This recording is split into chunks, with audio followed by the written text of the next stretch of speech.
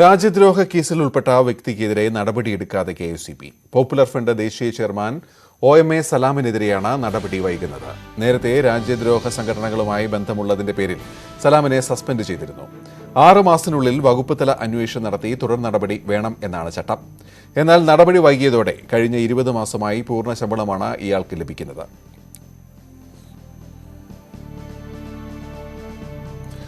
വിവരങ്ങളുമായി നന്ദകുമാറാണ് ചേരുന്നത്. നന്ദകുമാർ, എന്തൊക്കെയാണ് ഇയാളുടെ കാര്യത്തിൽ KSCBക്ക് പറ്റിയ അലംഭാവങ്ങൾ? എന്തൊക്കെയാണ് അതിന് കാരണങ്ങൾ? ലഭിക്കുന്ന വിവരങ്ങൾ എന്താണ്?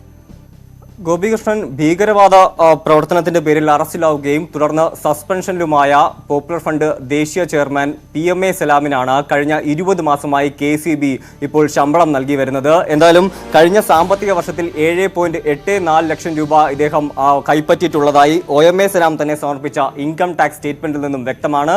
അതായത് പ്രതിമാസം 67,600 രൂപയാണ് ഇദ്ദേഹത്തിന് ശമ്പളമായി ലഭിച്ചുകൊണ്ടിരിക്കുന്നത്. KSCBയുടെ മഞ്ചേരി ഡിവിഷൻ റീജിയണൽ ഓഫീസിൽ ഓഡിറ്റ് ഓഫീസിൽ സീനിയർ അസിസ്റ്റന്റ് ആയ ഇദ്ദേഹം പോപ്പുലർ ഫണ്ടിന് വേണ്ടി വിദേശ രാജ്യങ്ങളിൽ നിന്നടക്കം പണം സ്വരൂപിക്കുകയും ഈ പണം കൊണ്ട് രാജ്യദ്രോഹ പ്രവർത്തനം നടത്തുകയും ചെയ്തു എന്ന് ആരോപിച്ച് തന്നെയായിരുന്നു 2020 ഡിസംബറിൽ കേന്ദ്ര സർക്കാർ ഇദ്ദേഹത്തിനെതിരെ അറസ്റ്റ് ചെയ്യുകയും ഒക്കെ ചെയ്തിരുന്നത്. അതിനുശേഷം 2020 ഡിസംബർ 14 KSCB ഇദ്ദേഹത്തെ സസ്പെൻഡ് ചെയ്യുകയും ചെയ്തിരുന്നു. സസ്പെൻഷനായ ഒരു വ്യക്തിക്ക് 6 മാസത്തേക്ക് ഉപജീവന ഭത്ത നൽകണമെന്നും അതിനിടയിൽ ഈ സസ്പെൻഷൻ ഉണ്ടായ സംഭവത്തെക്കുറിച്ച് അന്വേഷിച്ച് നടപടിയെടുക്കണം എന്നുമാണ് നിയമം. അല്ലാത്ത പക്ഷം ഇദ്ദേഹത്തിന് സസ്പെൻഷൻ നിർത്തിക്കൊണ്ട് തന്നെ മുഴുവൻ ശമ്പളം നൽകണമെന്നുമാണ് നിയമം പറയുന്നത്. പക്ഷേ KSCB സ്വീകരിച്ച ഒരു കാര്യമാണ് ഇവിടെ ഗൗരവകരമായി കാണേണ്ടത്. പ്രത്യേകിച്ച് ഭീകരവാദ പ്രവർത്തനത്തിന് കൂട്ടുനിന്ന ഒരു വ്യക്തി ആയിട്ട് കൂടി ഈ ഒരു വിഷയം ഗൗരവകരമായി കാണാതെ ഈ ഒരു അന്വേഷണം നടത്താതെ ഇതൊരു അലംഭാവം കാണിക്കുന്ന രീതിയിലേക്ക് കാര്യങ്ങൾ കടന്നിരുന്നു. ഇതാണ് ഇദ്ദേഹത്തിന് വീണ്ടും ശമ്പളം നൽകേണ്ടി KSCBക്ക് മനഃപൂർവ്വം ശമ്പളം നൽകാനായിട്ട് കാരണമാകുന്നത്. അതോടൊപ്പം ഏറ്റവും പ്രധാനപ്പെട്ട മറ്റൊരു കാര്യം കൂടിയുണ്ട്. സസ്പെൻഷനിലായത് 2020 ഡിസംബറിലാണ്. സസ്പെൻഷനിലായതിനു ശേഷവും ഇദ്ദേഹത്തിന് വീണ്ടും സർവീസിൽ എടുക്കാനായിട്ട് പലതരത്തിലുള്ള സമ്മർദ്ദവും ഉണ്ടായിട്ടുണ്ട് എന്ന റിപ്പോർട്ടുകളും ഇപ്പോൾ പുറത്തു വരുന്നുണ്ട്. ചുരുക്കത്തിൽ പറയുകയാണെങ്കിൽ സർക്കാർ ശമ്പളം പറ്റി പോപ്പുലർ ഫണ്ടിന് വേണ്ടി ഭീകരവാദം പ്രവർത്തനം നടത്തി എന്ന് തന്നെ നമുക്ക് കാണേണ്ടിയിരിക്കുന്നു. എന്തായാലും ഈ ഒരു വിഷയത്തിൽ സംസ്ഥാന ഇന്റലിജൻസ് പരാജയപ്പെട്ടിരിക്കുകയാണ്, സംസ്ഥാന സർക്കാർ പരാജയപ്പെട്ടിരിക്കുകയാണ്. KSCB അമ്പേ പരാജയം എന്നും പറയേണ്ടി വരും. ഗോപികൃഷ്ണൻ, അതായത് ഇദ്ദേഹത്തിനെതിരെ ഒരു ആരോപണം വരുന്നു, ആരോപണമല്ല അതിഗുരുതരമായ ഒരു ആരോപണം. ആരോപണത്തിന്റെ പേരിൽ സസ്പെൻഡ് ചെയ്യുന്നു. സസ്പെൻഡ് ചെയ്താൽ 6 മാസം കൊണ്ട് അന്വേഷിച്ചിട്ട് അത് ശരിയാണെങ്കിൽ അങ്ങനെ, തെറ്റാണെങ്കിൽ അത്, അതിലൊരു തീരുമാനമെടുക്കണം. പക്ഷേ ഇവിടെ തീരുമാനമെടുക്കാതിരിക്കുകയാണ്, വീണ്ടും നീട്ടി പോവുകയാണ്. അതുവഴി അയാൾക്ക് വീട്ടിലിരിക്കാം, മുഴുവൻ ശമ്പളവും മേടിക്കാം. കഴിഞ്ഞ 1.5 കൊല്ലമായി ആ സൗകര്യം KSCB ചെയ്തു കൊടുത്തു അല്ലേ? തീർച്ചയായും വ്യക്തമാണ് ഇതിൽ നിന്നും കാര്യങ്ങൾ. പ്രത്യേകിച്ച് KSCB ഉദ്യോഗസ്ഥരുടെ ഭാഗത്തുനിന്നും വലിയൊരു വീഴ്ചയാണ് ഇതിൽ നിന്നും ഉണ്ടായിട്ടുണ്ട്. പ്രത്യേകിച്ച് ഭീകരവാദ പ്രവർത്തനത്തിന് കൂട്ടുനിന്ന ആൾ എന്ന കുറ്റം ചുമത്തി കേന്ദ്ര സർക്കാർ അറസ്റ്റ് ചെയ്ത ഒരു വ്യക്തിക്കെതിരെ കൃത്യമായ രീതിയിൽ ഒരു അന്വേഷണം നടത്താതെയോ വകുപ്പ് തല അന്വേഷണം പോലും നടത്താതെ ഈ ഒരു വിഷയം വച്ച് നീട്ടുന്ന രീതിയിലേക്ക് കാര്യങ്ങൾ കടന്നിരിക്കുന്നു എന്ന് വേണം നമുക്ക് കാണേണ്ടിയിരിക്കുന്നത്. കഴിഞ്ഞ ദിവസം സെപ്റ്റംബർ 22-ന് 96 സ്ഥലങ്ങളിൽ NIA ഈ തരത്തിലൊരു റെയ്ഡ് നടത്തിയിരുന്നു. അന്നും മഞ്ചേരിയിലെ അദ്ദേഹത്തിന്റെ വീട്ടിൽ വെച്ച് ഇദ്ദേഹത്തെ അറസ്റ്റ് ചെയ്ത് ഇപ്പോൾ ഡൽഹിയിലേക്ക് കൊണ്ടുപോവുകയും ചെയ്തിരുന്നു. ഇത്തരത്തിൽ ഭീകരവാദ പ്രവർത്തനത്തിന് 2 തവണ അറസ്റ്റ് ചെയ്ത ഒരു വ്യക്തിയായിട്ട് കൂടി ഇതുവരെയും KSCB കൃത്യമായ രീതിയിൽ ഒരു നടപടിയെടുത്തിട്ടില്ല. സംസ്ഥാന സർക്കാർ കൃത്യമായ ഒരു നടപടിയെടുത്തിട്ടില്ല. എന്തായാലും ഈ ഒരു വിഷയത്തിൽ ഇതുവരെയും KSCBയുടെ ഭാഗത്തു നിന്ന് വ്യക്തമായ ഒരു ഉത്തരവും ലഭിച്ചിട്ടുമില്ല. ഗോപി, തുടരുക. ഏതായാലും പോപ്പുലർ ഫ്രണ്ട് നേതാവ് സലാമിനെ സർവീസിൽ നിന്ന് പുറത്താക്കുമെന്നാണ് വൈദ്യുതി വകുപ്പ് മന്ത്രി K കൃഷ്ണൻകുട്ടി പറയുന്നത്. രാജ്യദ്രോഹ കുറ്റത്തിൽ ഉൾപ്പെട്ട വ്യക്തിക്കെതിരെ വകുപ്പ് തല നടപടി വൈകിയത് പ്രത്യേകം അന്വേഷിക്കുമെന്ന് പറയുന്നു. ഇപ്പോഴാണ് ശ്രദ്ധയിൽപ്പെടുന്നത് എന്നും അദ്ദേഹം പറയുന്നു. വളരെ ശക്തമായ നടപടിയെടുക്കും. അയാൾ കുറ്റം ചെയ്തതിന് തീർച്ചയായും അതിൻ്റെ നടപടിയെടുക്കാനുള്ള നിർദ്ദേശം കൊടുത്തിട്ടുണ്ട്. അടിയന്തരമായി നടപടിയെടുക്കുന്നതാണ് എൻ്റെ വിശ്വാസം.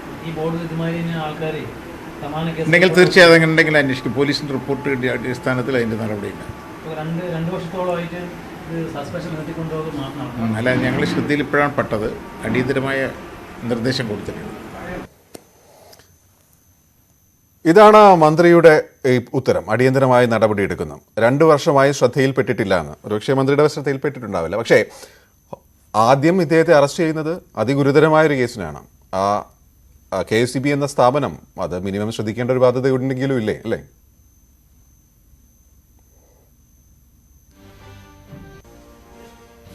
ഗോപികൃഷ്ണൻ എന്തായാലും വളരെ വ്യക്തമാണ് കാര്യങ്ങൾ. പ്രത്യേകിച്ച് 2020 ഇദ്ദേഹത്തിനെതിരെ ആദ്യം അറസ്റ്റ് ഉണ്ടാവുന്നത്. ഈ സമയത്ത് കേന്ദ്ര സർക്കാർ അറസ്റ്റ് ചെയ്തപ്പോൾ പോലും അന്ന് KCB ഇദ്ദേഹത്തെ സസ്പെൻഡ് ചെയ്തിരുന്നു. എന്നിട്ടും ഈ ഒരു വിഷയം മന്ത്രിയുടെ ശ്രദ്ധയിൽപ്പെട്ടിട്ടില്ല എന്നതാണ് ഇപ്പോൾ മന്ത്രിയുടെ വാക്കുകളിൽ നിന്നും വ്യക്തമാവുന്നത്. എന്ത് കാരണം കൊണ്ടാണ് അദ്ദേഹത്തിന് ഇതിലൊരു വ്യക്തത വന്നിട്ടില്ല എന്ന കാര്യത്തിൽ നമുക്ക് ഇപ്പോഴും സംശയമുണ്ട്. കാരണം ഇത്തരത്തിൽ ഭീകരവാദ പ്രവർത്തനം നടത്തി വിദേശ രാജ്യങ്ങളിലടക്കം ഫണ്ടുകൾ സ്വീകരിക്കുകയും പോപ്പുലർ ഫണ്ടിന് വേണ്ടി പ്രവർത്തനം നടത്തുകയും അതിലൂടെ രാജ്യദ്രോഹ പ്രവർത്തനം നടത്തുകയും ചെയ്തു എന്നൊരു കുറ്റം കേന്ദ്ര സർക്കാർ കണ്ടിട്ട് പോലും സംസ്ഥാനത്ത് ഒരു മന്ത്രി കണ്ടില്ല എന്നത് വളരെ ഗൗരവകരമായ ഒരു വിഷയം തന്നെയാണ്. ഇതിൽ കൃത്യമായ ഒരു മറുപടി ഇപ്പോഴും KCBയുടെ ഭാഗത്തു നിന്ന് ലഭിച്ചിട്ടില്ല. ഇദ്ദേഹത്തിനെതിരെ ഇതുവരെയും നടപടി എടുത്തിട്ടുമില്ല. ഗോപികൃഷ്ണൻ, ഏതായാലും കേന്ദ്ര സർക്കാർ ഒരു നടപടിയെടുക്കുന്നു, അദ്ദേഹത്തെ ഇത്തരമൊരു പ്രവൃത്തിയുടെ പേരിൽ അറസ്റ്റ് ചെയ്യുന്നു. അതിനുശേഷം വകുപ്പ് തല നടപടിയിലേക്ക് കടക്കുന്നു. നടപടിയിലേക്ക് കടന്നോ എന്ന് ചോദിച്ചാൽ കടന്നു എന്ന് പറയാം, കാരണം സസ്പെൻഡ് ചെയ്തു. പക്ഷേ സസ്പെൻഡ് ചെയ്താൽ 6 മാസത്തിനകം അതിലൊരു തീരുമാനമെടുക്കണം. ഈ 6 മാസം ജീവനാംശം എന്ന പേരിൽ സർക്കാരിൻ്റെ ബത്ത മേടിക്കാം. പക്ഷേ 6 മാസം കഴിഞ്ഞു കഴിഞ്ഞാൽ മുഴുവൻ ശമ്പളവും കൊടുക്കണം. അത്തരത്തിൽ മുഴുവൻ ശമ്പളവുമായി 1.5 വർഷം സർക്കാരിൻ്റെ ശമ്പളം വാങ്ങി എന്താണോ അദ്ദേഹം ഏത് ഓർഗനൈസേഷന് വേണ്ടിയാണ് വർക്ക് ചെയ്യുന്നത് ആ ഓർഗനൈസേഷനിൽ പൂർണ്ണമായി വർക്ക് ചെയ്യാനുള്ള സൗകര്യം ചെയ്തു കൊടുത്ത പോലെയായി ഇപ്പോൾ, അല്ലേ? തീർച്ചയായും ഇതിന് വലിയൊരു ആക്ഷേപം തന്നെയാണ് ഇപ്പോൾ KCBക്കും അതോടൊപ്പം തന്നെ സംസ്ഥാന സർക്കാരിനും നേരിടേണ്ടി വരുന്നത്. പ്രത്യേകിച്ച് ഈ ഒരു വിഷയത്തിൽ കൃത്യമായ ഒരു നടപടി സ്വീകരിച്ചില്ല എന്ന് മാത്രമല്ല, ഈ ഒരു വിഷയം ഗൗരവകരമായി കണ്ടില്ല എന്നതാണ് ഏറ്റവും പ്രധാനപ്പെട്ട ഒരു കാര്യം. പ്രത്യേകിച്ച് വിദേശ രാജ്യങ്ങളിൽ നിന്നടക്കം ഫണ്ടുകൾ വാങ്ങി ആ ഫണ്ട് വാങ്ങി നമ്മുടെ സംസ്ഥാനത്ത് നിന്നുകൊണ്ട് തന്നെ ഒരു പോപ്പുലർ ഫണ്ട് എന്ന പറഞ്ഞ ഒരു സംഘടനയുടെ ഭാഗമായി നിന്നുകൊണ്ട് പ്രവർത്തനം നടത്തുകയും അതിലൂടെ രാജ്യദ്രോഹ പ്രവർത്തനം നടത്തുകയും ചെയ്ത ഒരു കുറ്റം അത് വളരെ ഗൗരവകരമാണ്.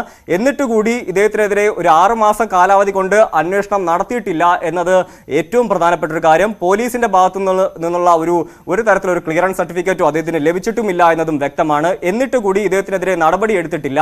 കൃത്യമായ ഒരു വകുപ്പ് തല അന്വേഷണം പോലും ഇദ്ദേഹത്തിനെതിരെ നടത്തിയിട്ടില്ല. എന്തായാലും ഉദ്യോഗസ്ഥരുടെ ഭാഗത്തു നിന്നും വലിയൊരു വീഴ്ച സംഭവിച്ചിരിക്കുകയാണ്. പ്രത്യേകിച്ച് വകുപ്പ് തല അന്വേഷണത്തിൽ നിന്ന് തന്നെ കാര്യങ്ങൾ വ്യക്തമാകുമായിരുന്നു. എന്നിട്ട് കൂടി വകുപ്പ് തല അന്വേഷണം നടത്താതെ ഇത് നീട്ടിവെക്കുന്ന രീതിയിലേക്ക് കാര്യങ്ങൾ കടന്നിരുന്നു. നിയമം അനുശാസിക്കുന്ന വിധം അദ്ദേഹത്തിന് ശമ്പളം നൽകി കൊടുക്കുക എന്ന ഒരു കാര്യം ചെയ്തതുപോലെയായി ഇപ്പോൾ മാറിയിരിക്കുകയാണ്. അതോടൊപ്പം തന്നെ ഏറ്റവും പ്രധാനപ്പെട്ട മറ്റൊരു കാര്യം കൂടിയുണ്ട്. ഏകദേശം 67,600 രൂപയാണ് മാസ ശമ്പളം ഇദ്ദേഹത്തിന് ലഭിച്ചുകൊണ്ടിരിക്കുന്നത്. അതായത് ചുരുക്കി പറഞ്ഞു കഴിഞ്ഞാൽ സംസ്ഥാന സർക്കാരിന്റെ പണം വാങ്ങി രാജ്യദ്രോഹ പ്രവർത്തനം നടത്തിയതുപോലെയായി ഇപ്പോൾ KCBയിലെ ഈ ഒരു ഉദ്യോഗസ്ഥൻ. ഒരു പ്രമാദമായ ഒരു കേസിലാണ് അറസ്റ്റ്. അതിനുശേഷമാണ് വകുപ്പ് തല അന്വേഷണം വരുന്നത്. ആ അന്വേഷണവും എവിടെയും എത്തിയിട്ടില്ല 2 വർഷത്തിന് ശേഷവും എന്നാണോ മനസ്സിലാക്കേണ്ടത്? തീർച്ചയായും 2020 ഇദ്ദേഹത്തിനെ ആദ്യമായി സസ്പെൻഡ് ചെയ്യുന്നത്. 2020 ഡിസംബർ 14 ഇദ്ദേഹത്തെ KCB ആദ്യമായി സസ്പെൻഡ് ചെയ്യുന്നത്. അതിനുശേഷം 2022 ഇന്ന് സെപ്റ്റംബർ 30 കൂടിയും കൃത്യമായ ഒരു അന്വേഷണം നടത്തുകയോ ഒരു വിശദീകരണമോ പോലും ചോദിച്ചിട്ടില്ല എന്നത് നമുക്ക് വ്യക്തമാണ്. നേതാവ് നമ്മളോടൊപ്പം ചേരുന്നു.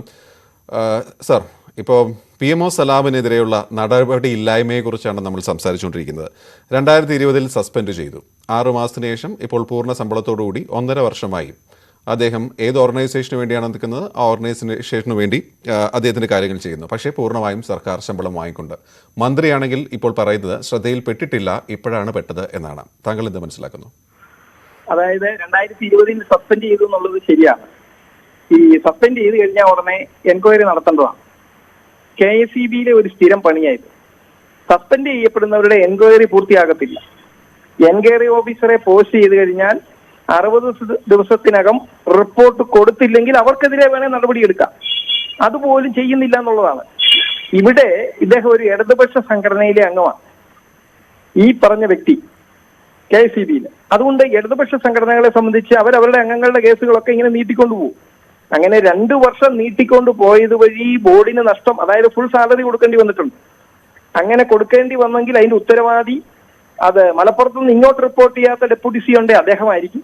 അതല്ല, ചീഫ് എഞ്ചിനീയർ HR ആണ് അതിന് നടപടിയെടുക്കാത്തെങ്കിൽ ഈ നഷ്ടങ്ങൾക്ക് മുഴുവൻ ഉത്തരവാദികൾ അവരാണ്. എൻക്വയറി പൂർത്തിയാക്കേണ്ടതായിരുന്നു.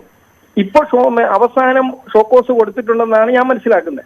അതായത് നിങ്ങളെ പിരിച്ചുവിടാതിരിക്കാൻ കാരണം എന്തെന്ന് ചോദിച്ചു കൊടുത്തിട്ടേ ഉള്ളൂ. നിങ്ങളെ പിരിച്ചു വിടുന്നു അല്ലെങ്കിൽ നിങ്ങളുടെ ഇൻക്രിമെന്റ് എൻക്വയറി നടത്തി ഒന്നുകിൽ അദ്ദേഹത്തെ റീഇൻസ്റ്റേറ്റ് ചെയ്യാം, അതല്ലെങ്കിൽ പണിഷ്മെന്റ് കൊടുക്കാം, അതല്ലേ പിരിച്ചുവിടാം. അതൊക്കെ അതിന്റെ ഭാഗമാണ്, എന്തും ചെയ്യാം. പക്ഷെ അങ്ങനെ ചെയ്യാത്തിടത്തോളം കാലം അതുവരെയുള്ള ശമ്പളം ഫുള്ള് കൊടുക്കണം അദ്ദേഹത്തിന്. അപ്പൊ അദ്ദേഹത്തെ ഒന്നും ചെയ്യാൻ പറ്റൂല. കാരണം പുള്ളിക്കാരൻ ബോർഡിന്റെ അക്കൗണ്ടിൽ നിന്ന് പൈസ എടുത്തോണ്ട് പോയതൊന്നുമല്ല, ഇത് ബോർഡ് അങ്ങോട്ട് കൊടുത്തതാ. അപ്പൊ ഇവിടുത്തെ ഒരു അനാസ്ഥയാണ്. ഇവിടെ പലരും അറിഞ്ഞില്ല എന്ന് പറയുന്നു. ഇവിടെ ഞങ്ങളിപ്പോ മറ്റ് സംഘടനകളിൽപ്പെട്ട ആൾക്കാരൊക്കെ ആണെങ്കിൽ ഇവർ അപ്പോൾ തന്നെ പോസ്റ്റിൽ കയറി തെന്നി വീഴുന്ന ലൈൻമാന്റെ 2 ഇൻക്രിമെന്റ് എടുക്കുന്നവരാ ബോർഡ്. അപ്പൊ സ്വന്തം സംഘടനയിൽപ്പെട്ട ഇടതുപക്ഷ സംഘടനയിൽപ്പെട്ട ആൾക്കാരായതുകൊണ്ട് അവര് എന്ത് ചെയ്തില്ല, നീട്ടിക്കൊണ്ടുപോയി. അപ്പൊ എത്ര കാലം തുടരുന്നോ അത്രയും കാലം ശമ്പളം ലഭിക്കും. അപ്പൊ ഇദ്ദേഹം ഇടതുപക്ഷ സംഘടനയിലായതുകൊണ്ടാണ് ഈ സർക്കാർ അല്ലെങ്കിൽ KSEB കണ്ണടച്ചത് എന്നാണ് താങ്കൾ പറയുന്നത്? ഇടതുപക്ഷ സംഘടനയിലാണ് KSEB കണ്ണടച്ചു. അതിന് ബോർഡിന് വന്നിട്ടുള്ള നഷ്ടം ഇപ്പൊ അദ്ദേഹം സീനിയർ റെസിഡന്റ് ആണെന്നാണ് ഞാൻ മനസ്സിലാക്കുന്നത്. അങ്ങനെ ആണെങ്കിൽ ഒരു വർഷം ഏതാണ്ട് 5-8 ലക്ഷം രൂപ സാലറി വരുന്നുണ്ടെങ്കിൽ, അല്ലെ എത്രയായിക്കോട്ടെ, 1 ലക്ഷം 2 ലക്ഷം 4 ലക്ഷം ആയിക്കോട്ടെ, 2 വർഷം ഇത്രയും വന്ന നഷ്ടം എന്ന് പറയുന്നത് അതിന് നടപടി എടുക്കാത്ത ഡെപ്യൂട്ടി ചീഫ് എഞ്ചിനീയർ അല്ലെങ്കിൽ ബോർഡിലെ ചീഫ് എഞ്ചിനീയർ HRM ഉൾപ്പെടെയുള്ള ഉത്തരവാദിത്തപ്പെട്ടവരാണ് ഇതിന്റെ ഉത്തരവാദികൾ. നടപടി എൻക്വയറി നടത്തി പൂർത്തിയാക്കേണ്ടതാണ്. 60 ദിവസത്തിനകം പൂർത്തിയാക്കണമെന്നാണ് ചട്ടത്തിൽ പറയുന്നത്. പൂർത്തിയാക്കാത്ത ഉദ്യോഗസ്ഥർക്കെതിരെ നടപടിയെടുക്കാമെന്നും ചട്ടം പറയുന്നുണ്ട്. പക്ഷെ ഇവിടെ ഇങ്ങനെ പല കേസുകളിലും ഇങ്ങനെ നീട്ടിക്കൊണ്ടുപോകും. പലതും വേണ്ടപ്പെട്ടവരുടെ കേസുകൾ ഒതുക്കാറുണ്ട്. ഇഷ്ടമില്ലാത്തവനെ കൂടുതൽ പണിഷ്മെന്റ് നൽകാറുണ്ട്. ഒറ്റത്തി സാധാരണ നിങ്ങളുടെ സ്ഥാപനത്തിൽ സംഭവിക്കുന്ന അച്ചടക്ക ലംഘനങ്ങളെ പോലുള്ള ഒരു കേസല്ലത്, രാജ്യദ്രോഹ കുറ്റമടക്കമുള്ള കേസാണ്. അതിലാണ് ഈ ഇത് സംഭവിക്കുന്നത് എന്നുള്ളതാണ് അത്ഭുതപ്പെടുത്തുന്നത്. അതായത് ഞങ്ങളുടെ സ്ഥാപനത്തിലെ ഒച്ചത്തിൽ സംസാരിച്ചവന്റെ 2 ഇൻക്രിമെന്റ് എടുത്തവരാണ് KSEB-യിലുള്ള ഉദ്യോഗസ്ഥര്. അവർക്ക് ഈ രാജ്യത്തുള്ള നിയമവും ചട്ടവും ഒന്നും അറിയത്തില്ല. ഉള്ള കാര്യം തുറന്നു പറയാം. KSEB-യിലുള്ള ഉന്നത ഉദ്യോഗസ്ഥര് അവർ പഠിച്ച പുസ്തകം പഠിച്ച് കയറി വരുന്നു. അവർക്ക് രാജ്യത്തെ നിയമങ്ങളെ കുറിച്ചൊന്നും അറിയത്തില്ല. അപ്പൊ എന്ത് പറ്റുന്നത്, പോസ്റ്റിൽ കയറി തെന്നി വീഴുന്നതിന്റെ വരെ 2 ഇൻക്രിമെന്റ് പിടിക്കും ഇഷ്ടമല്ലാത്തതുകൊണ്ട്. അപ്പൊ അതാണ് നഷ്ടം അവരിൽ നിന്ന് ഈടാക്കാനുള്ള. അത് എൻക്വയറി നടത്തട്ടെ, എന്തുകൊണ്ട് ഇത് നീണ്ടുപോയി, അല്ലെങ്കിൽ ഇപ്പൊ ഏതായാലും മന്ത്രി അറിഞ്ഞില്ല എന്ന് പറയുന്നത് ചിലപ്പോൾ അറിഞ്ഞില്ലായിരിക്കാം, ആയിക്കോട്ടെ. പക്ഷേ ഈ സംഘടനയുടെ കെയർ ഓഫിൽ ബോധപൂർവ്വം ഇയാളെ സംരക്ഷിച്ചു എന്ന് തന്നെയാണ് നിങ്ങൾ പറയുന്നത് അല്ലെ? അതെ, അതായത് ഞാൻ ചോദിക്കുന്നത് മന്ത്രി അറിഞ്ഞില്ല എന്ന് പറഞ്ഞാൽ മന്ത്രി അറിയണമെന്നില്ല. പക്ഷെ ഇവിടുന്ന് ഗവൺമെന്റിലേക്ക് എഴുതിയാലും മന്ത്രി അറിയത്തില്ലല്ലോ. മന്ത്രി ഇതുകൊണ്ട് അറിയണമെന്നില്ല. പക്ഷെ ഗവൺമെന്റിലേക്ക് എഴുതിയിട്ടുണ്ടെന്നാണ് ഇവർ പറയുന്നത്. ഗവൺമെന്റിലേക്ക് എഴുതി അവിടുന്ന് മറുപടി വന്നില്ല എന്ന്. അപ്പൊ അവിടെ ഒത്തുകളിയാണോ? ഇതെന്താണെന്നുള്ളത് അത് അന്വേഷിക്കേണ്ടത്. അന്വേഷിച്ചാലേ കാര്യം അറിയാൻ പറ്റൂ. അല്ലാതെ എനിക്ക് അതിനെക്കുറിച്ച് പറയാൻ പറ്റില്ല. ഏതായാലും 2 വർഷം നീണ്ടുപോയത് വഴി ബോർഡിന് നഷ്ടം ഉണ്ടായിട്ടുണ്ട്, അദ്ദേഹത്തിനും നഷ്ടമുണ്ട്. എന്ത് കുറ്റമായിക്കോട്ടെ, കുറ്റമാണെങ്കിൽ കുറ്റക്കാരനാണ് ശിക്ഷ നൽകണം. അതല്ലേ വെറുതെ വിടണം? അല്ലെ നിലവിലുള്ള ചട്ടങ്ങൾ അനുസരിച്ചുള്ള ശിക്ഷ നൽകാം. അതൊന്നും ചെയ്തില്ല. ഇതിപ്പം ഇദ്ദേഹത്തിന് മാത്രമല്ല മറ്റു പലർക്കും ഈ വിഷയം വരുന്നവരെയൊക്കെ സാധാരണ കേസുകളിൽ വരുന്നവരെ പോലും ഇങ്ങനെ നീട്ടിക്കൊണ്ടുപോകും. 2-3 വർഷം ബോർഡ് നീട്ടിക്കൊണ്ടു പോകുന്നതിന്റെ ഫലമായിട്ട് അവർക്കൊരു മാനസിക വ്യത ഉണ്ടാവുന്നുണ്ട്. അതുപോലെ ബോർഡിന് സാമ്പത്തിക നഷ്ടം. ഈ അടുത്തിടയ്ക്ക് ഇടുക്കിയിൽ ഒരാൾ ആത്മഹത്യ ചെയ്തു. 6 മാസം കഴിഞ്ഞ് പാവപ്പെട്ടവൻ കരഞ്ഞു പറഞ്ഞ് എന്നെ ഒന്ന് റീഇൻസ്റ്റേറ്റ് ചെയ്യണമെന്ന്. ഇവര് ചെയ്തില്ല, ആത്മഹത്യ ചെയ്തു. അറിയാവോ? ആ കുടുംബത്തിന്റെ അവസ്ഥ ഒന്ന് ആലോചിച്ച് നോക്കണം. ഇതിൽ INTUC നേതാവ് ശ്രീ CB കുട്ടിയാണ് പ്രതികരിച്ചത്. നന്ദകുമാർ ചേരുന്നു. നന്ദകുമാർ, ഇപ്പോൾ KSEB-യിലുള്ളവർ തന്നെ പറയുന്നത് ഒരു സംഘടനയുടെ ചട്ടക്കൂടിൽ അല്ലെങ്കിൽ അതിന്റെ സ്വാധീന ശക്തിയിൽ സംരക്ഷിക്കപ്പെടുകയായിരുന്നു എന്ന ആരോപണമാണ്. തീർച്ചയായും. പക്ഷേ പ്രത്യേകിച്ച് അദ്ദേഹം പറഞ്ഞ ഏറ്റവും പ്രധാനപ്പെട്ട ഒരു കാര്യം, അദ്ദേഹം ഒരു ഇടതുപക്ഷ സംഘടനയുടെ ഒരു ഭാഗമായി നിൽക്കുന്ന ഒരു വ്യക്തിയാണ്. എന്തായാലും KSEB-യിൽ മാത്രമല്ല, ഇത്തരത്തിലുള്ള പൊതുമേഖലാ സംസ്ഥാന സർക്കാരിന്റെ കീഴിലുള്ള പൊതുമേഖലാ സ്ഥാപനങ്ങളിൽ ഇടതുപക്ഷ അനുഭാവികൾക്കെതിരെ ഇതുവരെയും ഇത്തരത്തിൽ വലിയ തരത്തിൽ അവരെ സംരക്ഷിക്കുന്ന നിലപാടാണ് എപ്പോഴും സംസ്ഥാന സർക്കാർ സ്വീകരിച്ചിട്ടുള്ളത്. അത് എത്ര വലിയ രാജ്യദ്രോഹ പ്രവർത്തനം നടത്തി കഴിഞ്ഞാലും ഇത്തരത്തിൽ ആ ഒരു നിലപാടായിരിക്കും ഈ സംസ്ഥാന സർക്കാർ സ്വീകരിക്കുന്നത് എന്നത് ഈ കാര്യങ്ങളിൽ നിന്നും തന്നെ വ്യക്തമാണ്. അതോടൊപ്പം ഇതിൽ ഏറ്റവും പ്രധാനപ്പെട്ട ഒരു കാര്യം, നിരവധി തെളിവുകൾ അന്വേഷണ ഏജൻസികൾ സമർപ്പിച്ചിട്ടുമുണ്ടായിരുന്നു. പ്രത്യേകിച്ച് 2020 ഇദ്ദേഹത്തെ ആദ്യമായി അറസ്റ്റ് ചെയ്ത് കേന്ദ്ര സർക്കാർ കൊണ്ടുപോകുമ്പോഴും അത്തരത്തിൽ നിരവധി തെളിവുകൾ മുൻനിർത്തിയായിരുന്നു ഇദ്ദേഹത്തിന്റെ അറസ്റ്റ് രേഖപ്പെടുത്തിയത്. പ്രത്യേകിച്ച് ഇത്തരത്തിൽ തെളിവുകൾ മുന്നിലുണ്ടായിട്ട് പോലും കൃത്യമായ ഒരു അന്വേഷണം KSEB-യുടെ ഭാഗത്തുനിന്നോ സംസ്ഥാന സർക്കാരിന്റെ ഭാഗത്തുനിന്നോ ഉണ്ടായിട്ടില്ല എന്നതാണ് ഏറ്റവും ഗൗരവകരമായ വിഷയം. പ്രത്യേകിച്ച് തെളിവുകളില്ലാത്ത ഒരു വിഷയമായിരുന്നെങ്കിൽ കൂടി പ്രത്യേകിച്ച് അന്വേഷണം നീട്ടിക്കൊണ്ടുപോകാൻ ഒരു കാരണമായി പറയാമായിരുന്നു. പക്ഷേ കൃത്യമായ രീതിയിൽ തെളിവുകളോടുകൂടി ഇദ്ദേഹത്തെ അറസ്റ്റ് ചെയ്തിട്ട് പോലും KSEB ഉദ്യോഗസ്ഥർക്കോ KSEB-യുടെ ഉന്നത ഉദ്യോഗസ്ഥർക്കോ ഇതിൽ ഒരു ഗൗരവകരമായ വിഷയമായി ഇതിൽ കാണാത്തത് എന്തുകൊണ്ടാണെന്ന് നമുക്ക് ഇപ്പോഴും അറിയില്ല. എന്തായാലും അദ്ദേഹം ഇപ്പോഴും ശമ്പളം കൈപ്പറ്റിയിരിക്കുകയാണ്. കഴിഞ്ഞ ഓഗസ്റ്റ് വരെയും അദ്ദേഹത്തിന് ശമ്പളം കൈപ്പറ്റിയിട്ടുണ്ട്. അന്വേഷണം ഇപ്പോഴും പൂർത്തിയായിട്ടില്ല. അദ്ദേഹം ഈ മാസത്തെ ശമ്പളവും കൈപ്പറ്റാനുള്ള എല്ലാ സാധ്യതകളും നിലനിൽക്കുകയും ചെയ്യുന്നുണ്ട്. ഗോപി, ആഗോള ഭീകര സംഘടനയായ ISIS-ന്റെ ഇന്ത്യൻ മുഖമാണ് പോപ്പുലർ ഫ്രണ്ടെന്ന് ദേശീയ സുരക്ഷാ ഏജൻസി. മുസ്ലിം സമുദായത്തിന്റെ സംരക്ഷകരാണെന്ന പ്രതീതി ജനിപ്പിച്ച ആഗോള ഭീകര സംഘടനകളിലേക്ക് റിക്രൂട്ട്മെന്റ് നടത്തുകയായിരുന്നു PFIയുടെ ലക്ഷ്യമെന്നും NIA-ക്ക് തെളിവ് ലഭിച്ചു. IS ബന്ധമുള്ള പ്രധാനികളുടെ പേരും ഫോട്ടോകളും ജിഹാദിന് ആഹ്വാനം ചെയ്യുന്ന ലഘുലേഖകളുടെ ചിത്രങ്ങളും ന്യൂസ് 18 പുറത്തുവിട്ടു. ഇന്ത്യയിൽ നിന്നും ഇസ്ലാമിക് സ്റ്റേറ്റിൽ അംഗമായവർക്ക് പോപ്പുലർ ഫ്രണ്ട് ബന്ധമുണ്ടെന്ന് തെളിയിക്കുന്ന നിർണായക രേഖകളാണ് NIA നടത്തിയ തെരച്ചിലിൽ കണ്ടെത്തിയത്. IS ബന്ധത്തിന്റെ പേരിൽ അറസ്റ്റ് ചെയ്യപ്പെട്ട 21 പേർ മുമ്പ് PFIയുടെ സജീവ പ്രവർത്തകരായിരുന്നു. കണ്ണൂർ, മലപ്പുറം, പാലക്കാട് ജില്ലകളിൽ നിന്നുള്ള പോപ്പുലർ ഫ്രണ്ട് പ്രവർത്തകരാണ് ISന്റെ ഇറാഖിലെയും സിറിയയിലെയും പരിശീലന ക്യാമ്പുകളിൽ പങ്കെടുത്ത് സിറിയയിൽ ഉൾപ്പെടെ സായുധ പോരാട്ടത്തിന്റെ ഭാഗമായത്. ഇവരിൽ ചിലർ സുരക്ഷാ വിഭാഗങ്ങളുമായുള്ള ഏറ്റുമുട്ടലിൽ കൊല്ലപ്പെട്ടതായും കേന്ദ്ര ഏജൻസികൾക്ക് വിവരം ലഭിച്ചു. ഓപ്പറേഷൻ ഒക്ടോപ്പസിന്റെ ഭാഗമായി രാജ്യവ്യാപകമായി നടന്ന തെരച്ചിലിൽ ദേശീയ സുരക്ഷാ ഏജൻസി ദക്ഷിണേന്ത്യയിലെ PFI കേന്ദ്രങ്ങളിൽ നിന്ന് പിടിച്ചെടുത്ത ഡിജിറ്റൽ തെളിവുകൾ ഇവയാണ്. രക്തരൂഷിത കലാപത്തിന് ആഹ്വാനം ചെയ്യുന്ന പാംഫ്ലെറ്റുകൾ, ജിഹാദിന് പിന്തുണ നൽകുന്നതിന് വിവിധ മാർഗങ്ങൾ ഉൾക്കൊള്ളിച്ച ലഘുലേഖകൾ, വിദൂര നിയന്ത്രിത സ്ഫോടക വസ്തുക്കൾ നിർമ്മിക്കുന്നതിനും ഉപയോഗിക്കുന്നതിനുമുള്ള കാറ്റലോഗ്, IS പ്രഭാഷണങ്ങളും ആശയങ്ങളും വിശദീകരിക്കുന്ന വീഡിയോ ക്ലിപ്പുകൾ തുടങ്ങി വിവിധ രാജ്യങ്ങളിലെ IS പരിശീലന കേന്ദ്രങ്ങളുടെ പ്രവർത്തന രീതികൾ വരെ തെളിവുകൾ നിരത്തിയുള്ള ചോദ്യം ചെയ്യലിൽ പോപ്പുലർ ഫ്രണ്ടിന്റെ ദേശീയ നേതാക്കൾക്ക് പോലും പിടിച്ചു നിൽക്കാനായില്ലെന്നും കേന്ദ്ര ഏജൻസികൾ സൂചന നൽകി. National desk, news 18. ദേശീയ അന്വേഷണ ഏജൻസിയുടെ റെയ്ഡിൽ അറസ്റ്റിലായ പോപ്പുലർ ഫ്രണ്ട് നേതാക്കൾ റിമാൻഡിൽ. കേരളത്തിൽ രജിസ്റ്റർ ചെയ്ത കേസിലെ 11 പ്രതികളെയും കൊച്ചി NIA കോടതിയാണ് ജുഡീഷ്യൽ കസ്റ്റഡിയിൽ വിട്ടത്. പ്രതികളെ അതിസുരക്ഷാ ജയിലിലേക്ക് മാറ്റണമെന്ന് NIA ആവശ്യപ്പെട്ടു. കഴിഞ്ഞ ദിവസം അറസ്റ്റിലായ അബ്ദുൽ സത്താറിനെ ചോദ്യം ചെയ്യാൻ വിട്ടുകിട്ടുന്നതിന് NIA അപേക്ഷ നൽകി. നിരോധിത സംഘടനയായ പോപ്പുലർ ഫ്രണ്ട് ഓഫ് ഇന്ത്യയുടെ ഓഫീസുകൾ സീൽ ചെയ്യുന്നത് തുടരുന്നു. കോഴിക്കോട് മീഞ്ചന്തയിലുള്ള സംസ്ഥാന കമ്മിറ്റി ഓഫീസായ യൂണിറ്റി ഹൗസും വടകര, നാദാപുരം എന്നിവിടങ്ങളിലെ ഓഫീസുകളും സീൽ ചെയ്തു. വടകര സോഷ്യൽ സർവീസ് ട്രസ്റ്റ്, നാദാപുരത്തെ പ്രതീക്ഷ ചാരിറ്റബിൾ ട്രസ്റ്റ് ഓഫീസ് എന്നിവയാണ് സീൽ ചെയ്തത്. പോപ്പുലർ ഫ്രണ്ടിന്റെ കണ്ണൂർ ഓഫീസ് സീൽ ചെയ്തു. ജില്ലാ കളക്ടറുടെ ഉത്തരവുപ്രകാരം കണ്ണൂർ പോലീസിന്റെയും റവന്യൂ ഉദ്യോഗസ്ഥരുടെയും സാന്നിധ്യത്തിലായിരുന്നു നടപടി. കൊല്ലത്ത് പള്ളിമുക്കിലെ വെസ്റ്റ് കമ്മിറ്റി ഓഫീസും അഞ്ചലിലെ ഓഫീസും പോലീസ് സീൽ ചെയ്തു. ഇടുക്കി നെടുങ്കണ്ടത്തെ ഓഫീസും സീൽ ചെയ്തു. പന്തളം കടക്കാട് PFI ഓഫീസ് പൂട്ടിച്ചു. പത്തനംതിട്ട ജില്ലാ കമ്മിറ്റി ഓഫീസ് പൂട്ടി. മലമ്പുഴ വെള്ളക്കിണറിന് സമീപമുള്ള ഓഫീസ് സീൽ ചെയ്തു. പെരുമ്പാവൂർ ഓഫീസ് അടച്ചുപൂട്ടി. പാലക്കാട് ഓഫീസും അടച്ചുപൂട്ടി.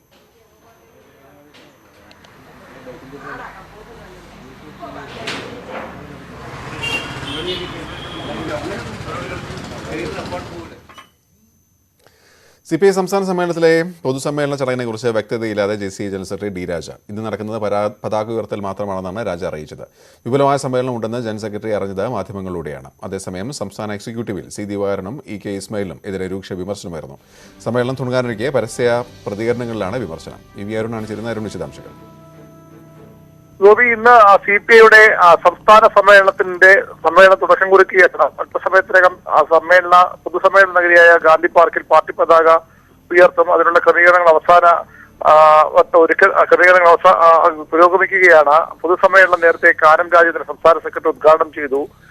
ഇന്ന് രാവിലെ തന്നെ CPIയുടെ ജനറൽ സെക്രട്ടറി D. രാജ സമ്മേളനത്തിൽ പങ്കെടുക്കാൻ തിരുവനന്തപുരത്ത് എത്തിച്ചേർന്നു. തിരുവനന്തപുരത്തെ ഗസ്റ്റ് ഹൗസിലാണ് അദ്ദേഹത്തിന്റെ താമസം. പക്ഷേ അദ്ദേഹം ഈ ഉദ്ഘാടന ചടങ്ങിൽ പങ്കെടുക്കുന്നില്ല. സാധാരണഗതി ജനറൽ സെക്രട്ടറി ഉള്ളപ്പോൾ അദ്ദേഹമാണ് ഈ പൊതുസമ്മേളനം ഉദ്ഘാടനം ചെയ്യേണ്ടത്. സംസ്ഥാന നേതൃത്വം അദ്ദേഹത്തെ അറിയിച്ചത് പൊതുസമ്മേളനം പതാക ഉയർത്തൽ മാത്രമാണ് നടക്കുന്നതെന്നാണ് അദ്ദേഹത്തെ അറിയിച്ചത്. അദ്ദേഹം ഇപ്പോഴും ഗസ്റ്റ് ഹൗസിലുണ്ട്. അദ്ദേഹം ഇതുമായി ബന്ധപ്പെട്ട ഒരു കാര്യങ്ങളും അറിഞ്ഞിട്ടില്ല. അദ്ദേഹത്തിനൊപ്പം വന്ന ദേശീയ നേതാവായ അതുൽകുമാർ അഞ്ചാൻ ഉൾപ്പെടെയുള്ളവർ ഈ സമ്മേളനത്തിൽ പങ്കെടുക്കുന്നുമുണ്ട്. ദേശീയ നേതൃത്വവുമായി സംസ്ഥാന നേതൃത്വം നേരത്തെ തന്നെ ഭിന്നതയിലാണ്. D. രാജയ്ക്കെതിരെ രൂക്ഷ വിമർശനം നേരത്തെ പലതവണ സംസ്ഥാന നേതൃത്വം കാനം ഉൾപ്പെടെയുള്ളവർ ഉന്നയിച്ചിട്ടുമുണ്ട്. ഈ സാഹചര്യത്തിൽ കൂടിയാണ് അദ്ദേഹത്തെ പൂർണ്ണമായും ഇരുട്ടി നിർത്തിക്കൊണ്ടുള്ള ഒരു സമ്മേളന നടപടികളിലേക്ക് CPI കടന്നത്. അരുണാണ് വിവരങ്ങൾ നൽകിയത്. വാർത്തകൾ അവസാനിക്കുന്നില്ല. വാർത്തകൾ തടസ്സമില്ലാതെ ന്യൂസ് 18 യൂട്യൂബ് ചാനൽ കാണാം.